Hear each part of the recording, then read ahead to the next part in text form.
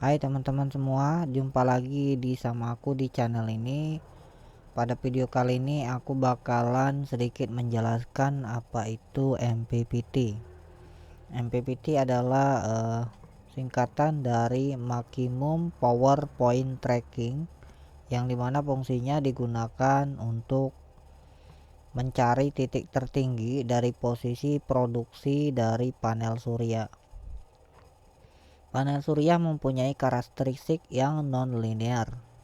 Artinya tegangan dan arus pada panel surya akan bervariasi terhadap perubahan radiasi dan suhu matahari. Ada kalanya pada suhu yang lebih rendah dia menghasilkan arus yang lebih tinggi. Kadang juga dia menghasilkan tegangan yang lebih tinggi mendekati tegangan PMP, namun arusnya lebih rendah. MPPT dirancang khusus untuk mengendalikan daya beban maksimum panel surya. Cara kerjanya, controller pada MPPT mengontrol buck converter untuk menyerap arus lebih banyak atau lebih sedikit dari panel surya dengan mengubah duty cycle pada PWM buck converter. Ketika buck converter menyerap arus panel surya terlalu banyak, maka tegangan pada panel surya akan turun. Di sini MPPT sudah berhasil mengganggu atau mengubah tegangan output dari panel surya. Lalu algoritma P dan O digunakan oleh controller untuk mencari MPP, yaitu titik maksimum power point. Cara kerjanya seperti ini. Controller terus memonitoring output dari buck converter, yaitu yang dimonitoringnya itu adalah daya yang merupakan arus dikali tegangan. Dan controller akan mengadjust duty cycle PWM apabila total daya output menurun. Maksudnya gini ya, dan controller akan mengadjust duty cycle PWM. Sini saya kasih titik dulu ya. Apabila total daya output menurun, maka PWM akan dikurangi. Duty cycle-nya dikurangi. Apabila daya output meningkat, maka duty cycle PWM akan dinaikkan. Sebelum kalian melihat gambar di samping,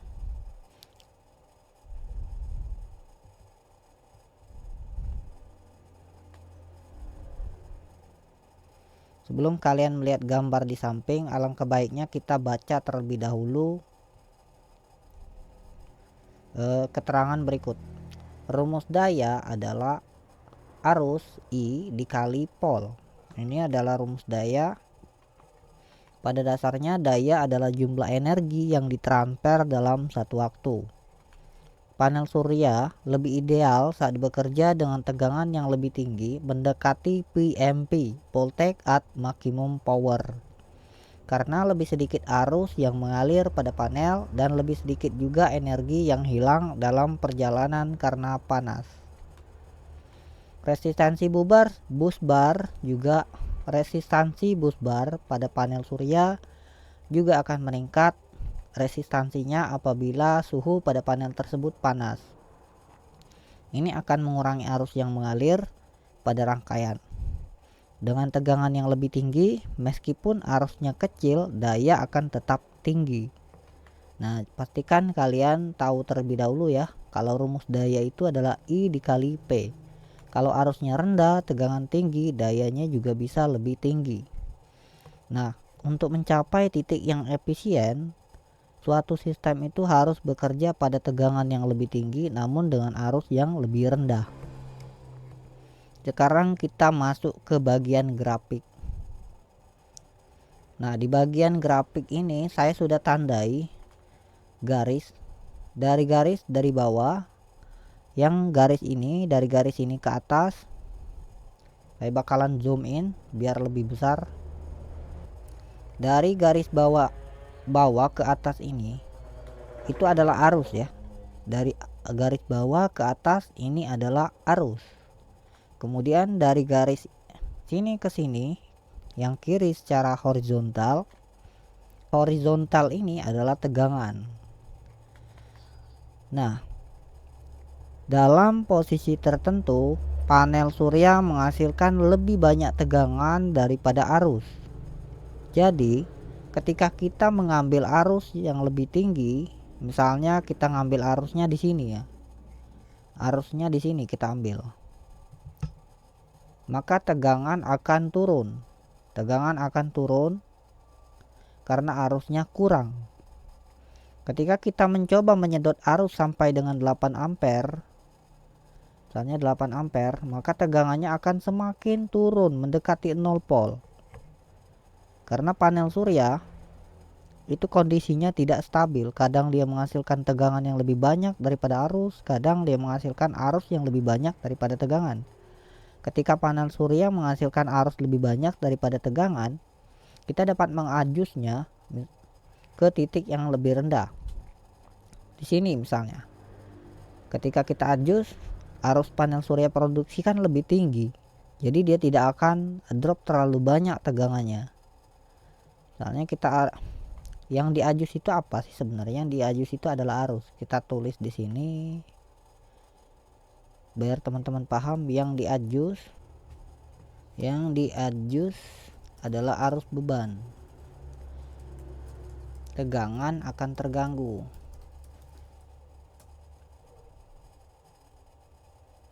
Oh, salah.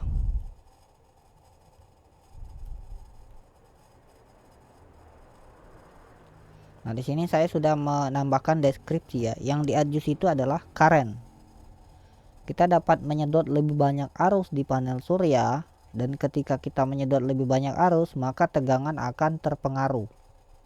Tegangan akan turun ke bawah titik MPP. Nah, yang kita kombinasikan itu adalah arusnya. Kalau kita sedot arusnya banyak, tegangan turun, artinya itu turun di bawah MPP. Kita harus mengurangi arus yang disedot. Kita kurangi arus perlahan-lahan menuju titik tertentu. Nanti kita ukur berapa dayanya. Kalau tegangannya naik terus meningkat ke titik maksimum. Tapi ketika kita adjust arusnya, kita lebih rendahkan lagi, tegangannya nggak naik lagi, berarti kita sudah berada di titik maksimum. Kemudian pada cuaca tertentu, tegangan tersebut kan turun akibat adanya perubahan pada panel surya. Dia memproduksi lebih banyak arus daripada tegangan. Jadi parameter yang kita tetapkan sebelumnya akan berubah. Nah, di sini perlu diadjust lagi. Arusnya diadjust, diturunkan, turun. Maksudnya arusnya dinaikkan ya. Kalau tadi kita turunkan, sekarang dinaikkan. Ketika arusnya dinaikkan, arus beban dinaikkan, maka tegangan akan turun. Nah, kita monitoring. Karena panel surya memproduksi lebih banyak arus, maka tegangannya tidak akan jatuh. Kenapa? Karena arusnya mencukupi. Dayanya akan lebih tinggi lagi. Nah, begitulah cara kerja dari panel surya. Sedangkan SCC PWM, sini saya tulis. Sedangkan SCC PWM dia tidak mengontrol daya beban, sehingga arus yang disedot jauh lebih tinggi, yang membuat tegangan panel jatuh lebih banyak MPP. Nah, di sini saya tambahkan lagi sebuah komentar.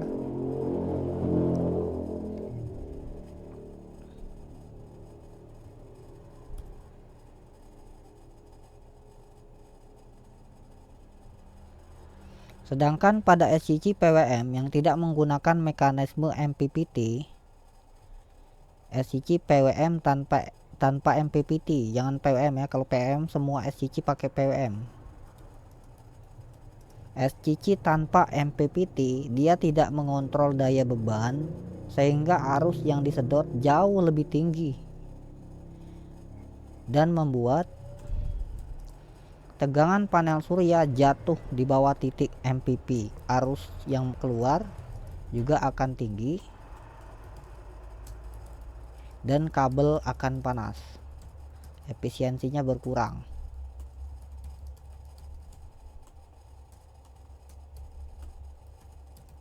Oke. Nah, buat kalian yang belum paham, misalnya panel menghasilkan arus anggaplah 5 ampere.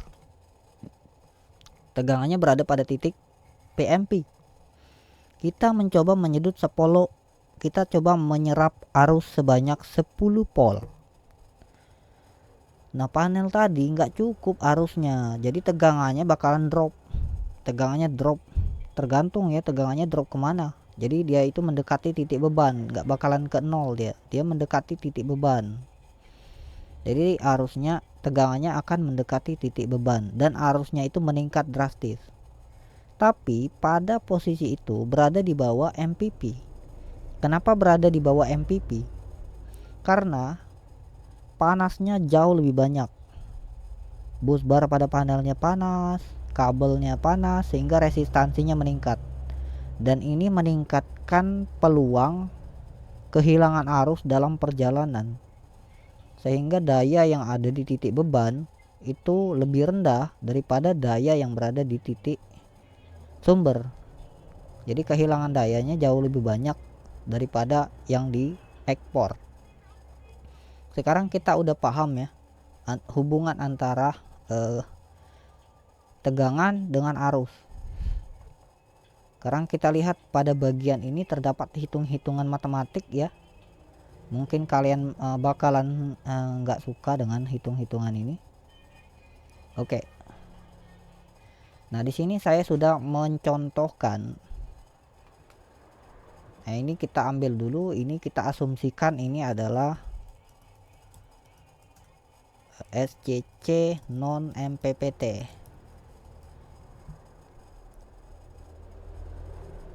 SCC non MPPT akan menurunkan tegangan beban jauh di bawah titik MPP. Jika kalian menggunakan baterai 12 volt, maka tegangannya akan turun 12 volt. Tegangan panelnya akan turun. Dan arusnya akan meningkat. Misalnya panelnya menghasilkan 8 ampere, pada maksimum dia tetap 8 ampere, tapi tegangannya turun. Sekarang kita kalikan berapa dayanya ya. Ini tegangannya udah turun jadi 12 volt. 12 volt. Terus arusnya ini kita kontrol terlebih dahulu di sini 12 volt.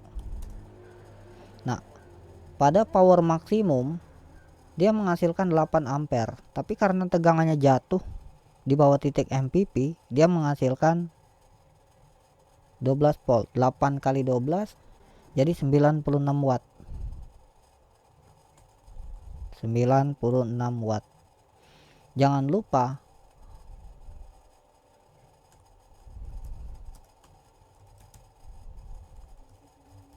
karena SCC mempunyai efisiensi, jadi di sini tegangannya juga berkurang. Biasanya SCC tanpa NPPT dia itu punya efisiensi tergantung dari transistor MOSFET-nya. Kalau transistor MOSFET-nya banyak, efisiensinya bisa lebih tinggi. Asumsikan efisiensinya 80% ya. Dikali 80, 0,80. Tadi kita dapat dayanya 96 watt. 96 watt. Terus di sini ada 96 watt dikali 0,8. 0,80 ya. 76 watt yang masuk ke baterai. Lalu berapa ampere ya, kita kalikan ya. 76 kita bagikan, maksudnya 76 bagi 12. 76,8 hasilnya. 76,8 dibagi 12. Hasilnya 6,4A. Nah, dari sini kita lihat perjalanan energinya. Yang masuk dari panel tadi 8 ampere, terus malah baliknya jadi 6,4 ampere. Itu karena faktor efisiensi SCC juga. Selain itu, pada kabel ini, kabel yang ini bakalan panas nih, karena arusnya tinggi. karena arusnya tinggi, bahkan arus ini lebih tinggi karena kabelnya panas. Sekarang kita pindahkan ini menjadi SCC.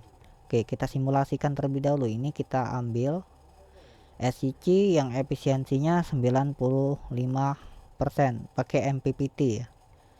Di sini tegangan panelnya dijaga pada titik maksimum. Asumsikan tegangan turunnya hanya sedikit dari 34,2 jadi 29 volt. Oke, di sini kita masukkan. Ini bekerja pada maksimum semua ya. Karena SCC baik MPPT atau tidak pakai MPPT, dia bekerja pada power maksimum semua. Jadi tegangannya 29 volt. Nah, di sini arusnya tetap karena kan pada posisi maksimum. Pada posisi maksimum.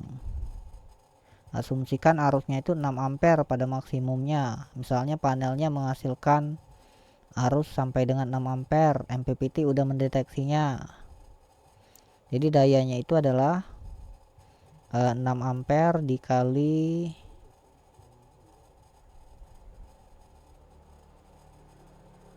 29 volt ya, sama dengan 174 watt.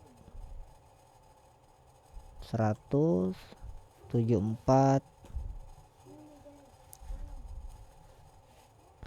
Lalu di sini dia punya efisiensinya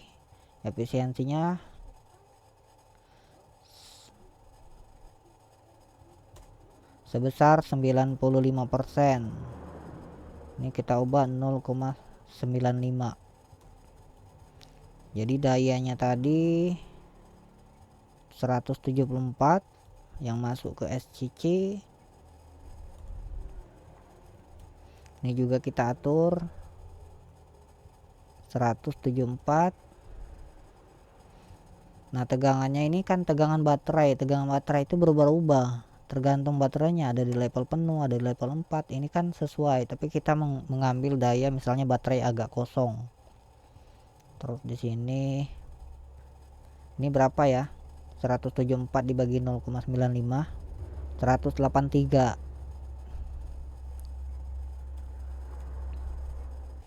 183,1.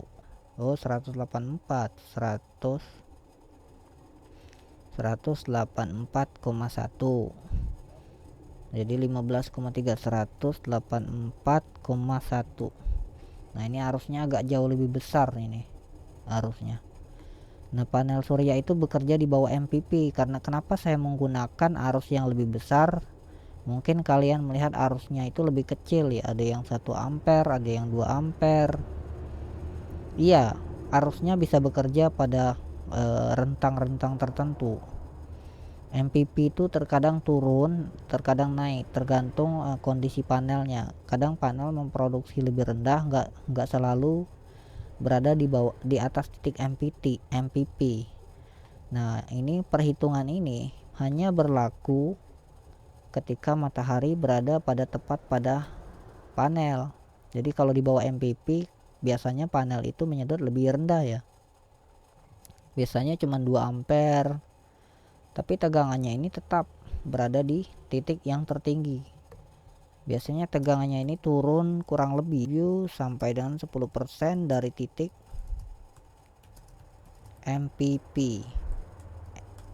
PMP. Kalau kita pakai MPP yang ada trackingnya, MPPT. Kalau bukan MPPT biasanya tegangannya bakalan turun sampai dengan 60% dari titik tegangan tertingginya gitu. Kalian kalau ngukur sendiri bakalan kelihatan perbandingannya, dimana SCC non MPPT tegangannya akan menurun mendekati titik beban. Jadi nggak heran kalau kalian tuh punya kabel menghitam, jalur panel suryanya terbakar, itu karena arus yang berlebih.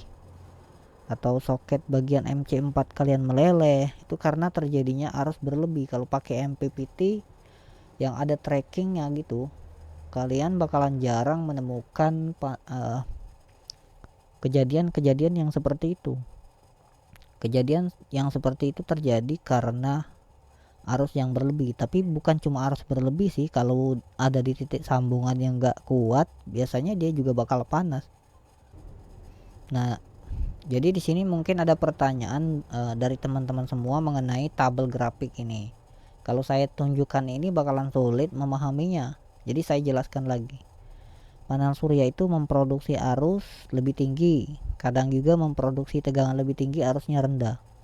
Jadi MPPT bekerja dengan mengganggu tegangan ini dengan menyerap arus lebih banyak, lebih sedikit agar tegangannya naik turun. Kalau arusnya rendah, tegangan tinggi, kita serap lebih banyak arusnya, tegangan akan turun. Tapi tetap dayanya akan sama. Yang beda arusnya lebih rendah. Kenapa arusnya lebih rendah? Karena tegangannya lebih tinggi.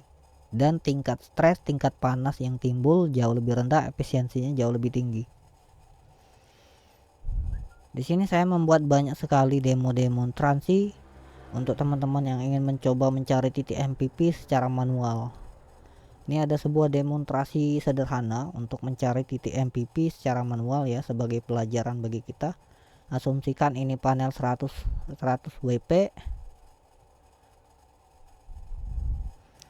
tegangannya 18 volt. Terus dia masuk ke sini, kalian pasang wattmeter atau PZEM 0015 untuk monitoring. Lalu di sini ada yang namanya beban yang dapat diadjustable. Nah, di sini kalian bisa mempertahankan tegangannya agar tetap berada di kurang lebih 10% dari PMP. Misalnya PMP-nya 18 volt, misalnya kalian pertahankan tegangan itu di 17 volt.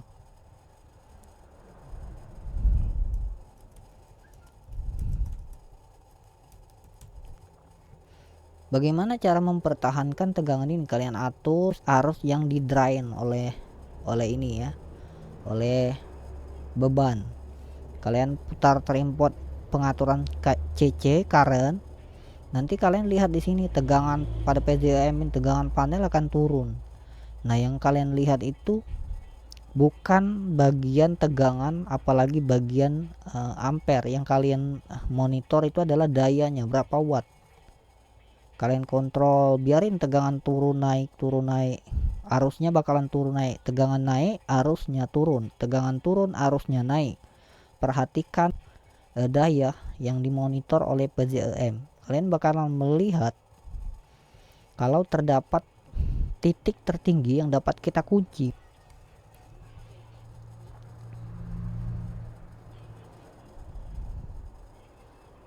Ini adalah hasil yang saya pelajari dari berbagai situs. Semoga kalian semua paham cara kerja dari MPPT itu ya. Bahkan kita bisa melakukan eksperimen sederhana untuk meniru cara kerja dari MPPT dengan cara seperti ini. Kita bisa memutar ini, kita putar trimpotnya, lalu kita monitor, biarin tegangan dan arus naik turun, yang penting dayanya tinggi, gitu aja cara kerjanya. Bahkan kalau kita bisa bermain Arduino, bahkan kita bisa pakai node MCU untuk membuat MPPT sendiri gitu, kalau kita paham cara kerjanya ya. Cara nurunkan tegangan panel cukup gampang, kita sedot aja arusnya, mau sedot banyak dikit. Kalau kita sedot banyak, tegangan akan turun. Putar dikit-dikit, sedot 2A 3A perlahan-lahan sampai tegangannya turun. Kalau tegangannya turun kan kita lihat dayanya berapa, tegangan kali arus, dayanya berapa. Kalau kita putar arusnya nurun, berarti udah berada di bawah titik MPP. Jangan mundur lagi, kita maju. Kalau maju juga nggak ada lagi, udah ketemu jalan buntu, ya tetap berarti di situ titik MPP-nya. Gitu aja cara kerjanya, gampang.